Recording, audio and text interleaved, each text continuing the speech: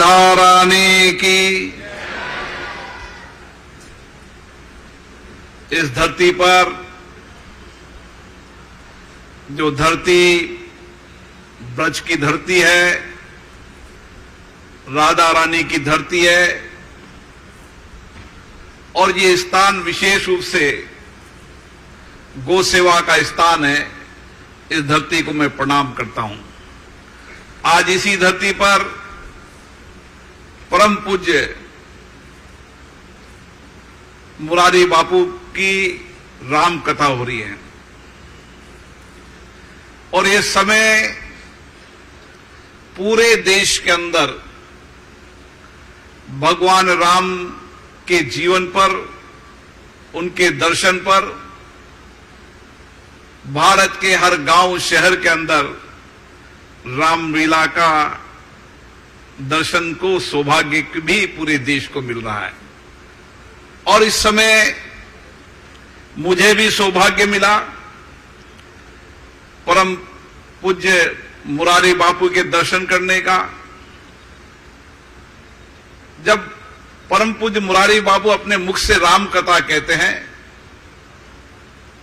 तो ये धरती नहीं, पूरा देश राममय हो जाता है।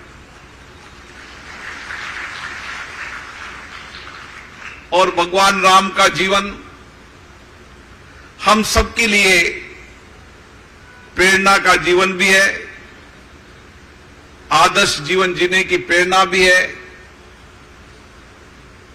सत्य पर चलना,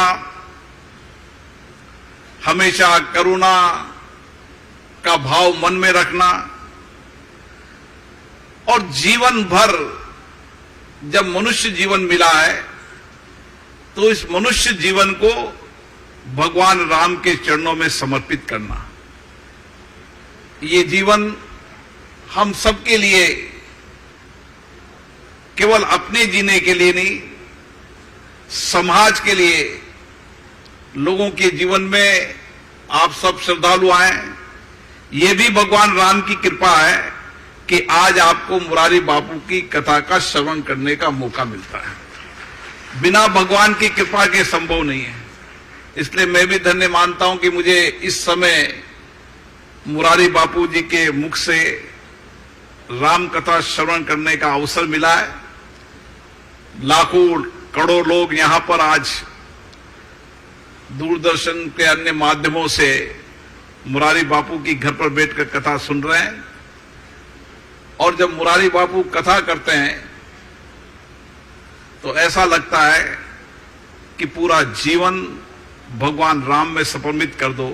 जीवन इसी में ही है कि जो क्षण हर वक्त जियो तो भगवान राम का स्मरण मन में रहे, विचारों में रहे, आचरण में रहे, व्यवहार में रहे। मैं पुनः श्रद्धेय मुरारी बापू को प्रणाम करता हूं, इस धरती को प्रणाम करता हूं जो राधा रानी की धरती है। और आप सबको भी दर्शन करने का सौभाग्य मिला, आप सबको ही प्रणाम करता हूं।